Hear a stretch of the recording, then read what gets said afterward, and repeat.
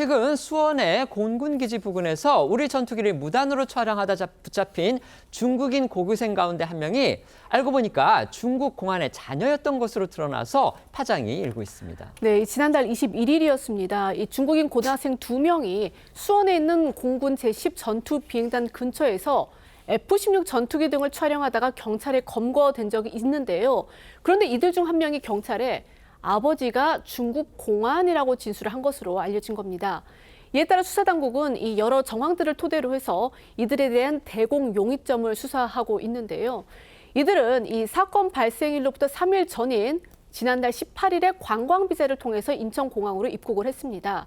그리고 지난달 21일 이 수원 공군기지에서 수백 미터 떨어진 논밭에서 이 DSLR 카메라와 휴대전화로 전투기를 이착륙하는 그런 모습을 촬영을 한 것으로 알려졌는데 당시에 이를 수상하게 여긴 주민이 경찰에 신고하면서 검거가 됐습니다. 경찰이 이들의 임의 동행의 조사를 한 결과 이들의 카메라와 휴대전화에는 전투기 사진이 100장 가까이 들어 있었는데요. 다만 이 기지 내부를 찍은 사진은 없는 것으로 알려졌습니다. 뿐만 아니라 이들은 수원 공군기지를 찾아가기에 앞서 주한미군이 주둔하고 있는 평택 오산기지 인근에도 찾아가 미군 공중전력들을 촬영한 것으로 드러났는데요. 또 동아일보에 따르면 미군이 우방국에만 수출해 중국이 경계하는 무기인 F-35A 스텔스기가 배치된 청주 공군기지 인근에도 들른 것으로 파악됐습니다. 이들이 부산행 열차를 예약했던 사실도 확인됐는데요. 수사당국은 이들이 미 핵항공모함을 촬영하기 위해 부산행 열차표를 끊었을 가능성을 의심하고 있습니다. 결국 한미 핵심 전력의 운용 상황을 비롯해서 이런 정보 사항들을 뭔가 수집하기 위해서 이런 여정도 짰고 실제 사진도 찍은 게 아니냐 그런 의심을 할 수밖에 없습니다. 자, 10대 고등학생들인데 왜 이들이 한국에까지 와서 이런 행동을 벌였을까 의심을 하지 않을 수가 없는 겁니다. 그렇습니다. 하지만 이들은 경찰 조사에서 중국에서 고등학교를 다니고 있고 특별 휴가를 받고 한국에 왔다라고 밝혔는데요. 그러면서 비행기 사진을 찍는 게 취미라고 진술한 것으로도 전해졌습니다. 관련해 경찰 목소리 들어보시죠.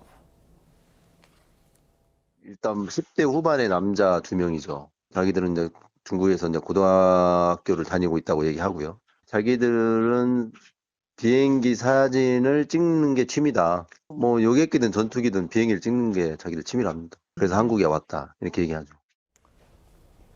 하지만 수사당국은 이들의 진술에 신빙성이 없다고 판단하고 있는데요. 입국하자마자 중요 군사시설 그리고 미군의 전략자산을 촬영한 점 등으로 보면 계획적으로 범행을 저질렀을 가능성이 있다는 겁니다.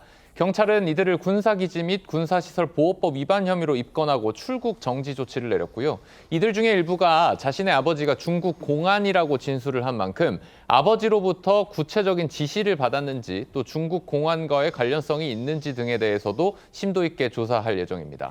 중국인들이 우리 국가 주요 시설을 몰래 촬영을 하거나 이 군사 정보 등을 빼내다 적발된 사례는요. 최근 1년 새 드러난 것만 해도 5건이나 돼서 우려를 낳고 있습니다. 작년에는 이 중국인 유학생 3명이 부산항에 정박 중인 미 항공모함을 드론과 이 해군기지 건물을 촬영을 해서 검거가 되거나 또 드론으로 이 국정원 건물을 불법 촬영해서 발각되는 그런 사례도 있었습니다. 올해 1월에도 이 국가 주요시설 최고 등급에 해당하는 제주국제공항을 드론으로 무단 촬영한 중국인 관광객이 적발되기도 했고요. 지난달 29일에는 이 현역 군인을 매수해서 한미 연합 훈련 계획 등을 수집한 중국인이 체포되기까지 했었습니다. 이렇게 지금 중국인들이 우리 국가의 주요 시설, 그다음에 군사 정보를 몰래 촬영하는 그런 사례가 잇따르고 있습니다. 하지만 우리 지금 현행법상으로는요, 이런 사람들을 간첩죄로 처벌할 수가 없습니다. 지금 현재 간첩법은 북한에 대해서만 적용할 수 있도록 그렇게 돼 있기 때문인데요. 오늘 당장 국회 법사위에서도 국민의힘 의원들에 의해서 이런 문제 제기가 있었고, 민주당 소속인 정청래 법사위원장도 이제 좀 논의를 시작하겠다는 식의 그런 취지를 밝혔다고는 하는데 어떻게 생각하십니까?